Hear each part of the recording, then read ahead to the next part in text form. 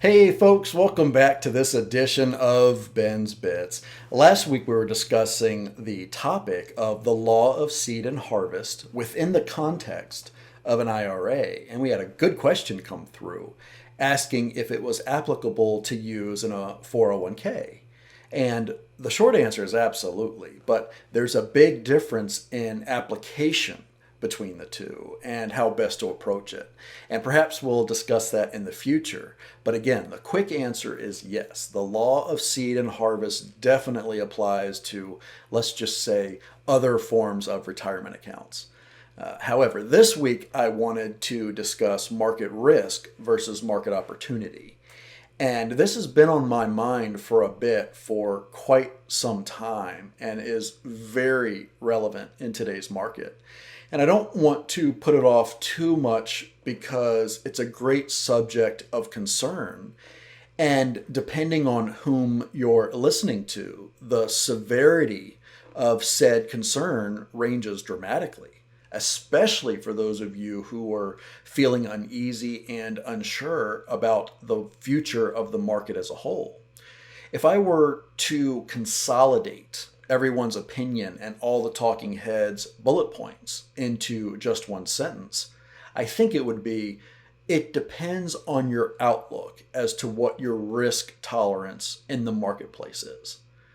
We believe there's tremendous opportunity in the near future as well as in the distant future.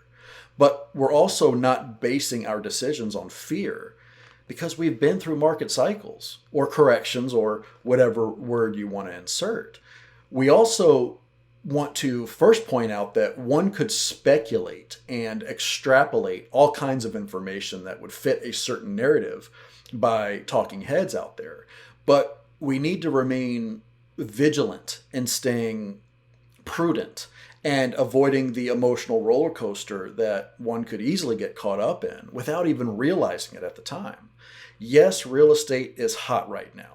Yes, the housing market is on fire, but if you look closely at the data that can be found with very little effort, you'll see a bigger story emerge because as those of you who remember statistics in college, you can use any number of data points to verify the number that you deem fit to represent because that's the figure that you're after, right? That's basically just a nice way of saying that showing statistics without proper context can be misleading. And quite frankly, people have forgotten the lost art of trusting but verifying what they hear. Ben, what are you really trying to tell me here? Well, here it is. Yes, the market is on fire. Houses aren't staying on the market very long, but the market is also extremely low on inventory. So when you look at a number that shows real estate is on fire and selling like crazy, don't forget that we're extremely low on inventory also. One could easily understand the law of supply and demand as it's showcased there. But the point I'm really wanting to drive home is this. There's a big opportunity in the market for those of us who know what to look for, but more importantly, know how to capitalize on it. Of course, there's risk in the investment world, but with proper planning, execution, and market knowledge, that risk can be mitigated within reasonable margins as opportunities. Opportunities that can come along during certain market conditions and are cyclical in nature. We're just preparing for an upcoming shift in the market because it's nothing to be fearful of, especially when you have the proper exit strategies in place and the upcoming wave isn't anything that we've not seen before.